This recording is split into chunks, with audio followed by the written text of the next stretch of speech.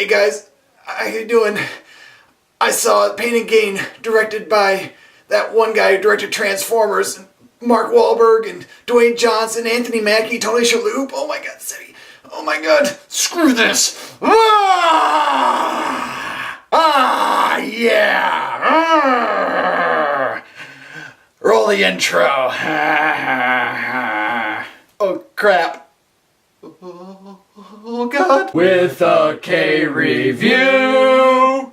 It's VIC? No, it's with a K. Oh. So the movie Pain and Gain is actually based on a true story of the Sun Gym members who decided to go out and capture a millionaire and hold him for ransom, torture him, and have him sign over all his assets. The leader of the group is Daniel Lugo, and he's actually a real guy, and this actually really did happen, and I think this is what is starting to split people down the middle about this movie. Not only is the movie directed by Michael Bay, the guy who brought us The Rock, the Transformers movie, and will soon destroy our childhood by touching the Teenage Mutant Ninja Turtles and turning them into aliens, but this movie is actually really low budget for Michael Bay. In fact, it only cost about $35 million to make. Now, when I first saw previews for the movie, I kind of thought that it was going to be just about the guys capturing, Tony Shalhoub, who we all know from Monk, and the first Men in Black movie, mostly Monk though. I really thought the whole movie was just going to be about that incident, but there's actually more to the movie. Like the last 45 minutes of the movie has them killing different people. And throughout that whole process of them capturing Tony Shalhoub and so forth, it's actually turning out to be kind of like more of a dark comedy, sort of like Very Bad Things back in the 90s. But the most important thing is, does the movie actually work as a dark comedy? Does it bring out everything that it's supposed to be? Or is it just a fun movie where you have a bunch of big strong guys on screen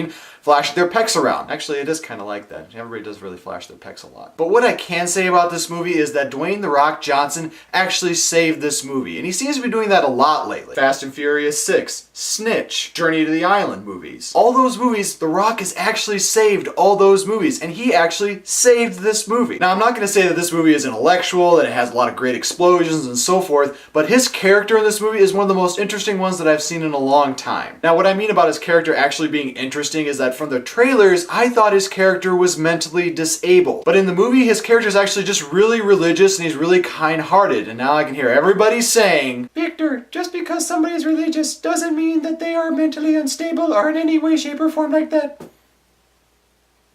Damn it." So in the movie, his character is really religious, and that's what it starts out at the beginning. But towards the end of the movie, The Rock becomes absolutely hilarious. I can't even tell you about the scenes that it has The Rock in. He does so many things that are above and beyond funny. I was literally rolling in my seat. But just because The Rock is funny doesn't mean the movie is actually really good. You have Anthony Mackie in this movie, and he has a couple of good lines, but I really didn't understand why his character had to be there. Maybe he was actually there in real life, but I really didn't find his character to be all that interesting. And the same thing goes with Mark Wahlberg's character. His character is pretty interesting, but you're not sure if his character is just really arrogant or he actually has some thought process to what he's doing. And of course, first and foremost, this is a Michael Bay movie. Yes, it has women. Yes, it has boobs. Yeah, it actually really does have a lot of boobs. By the end of the movie, I thought a couple things. First of all, this movie should have been about 1 hour and 15 minutes long. It actually runs to be 2 hours, and I think that was really long, and they really overdrew a lot of the plot. There were a lot of things in there that really didn't even need to be in there, and there's even a really weird scene in the movie with Dwayne Johnson and a priest, and I won't go any farther into it, but if you can use your imagination just a little bit, yes,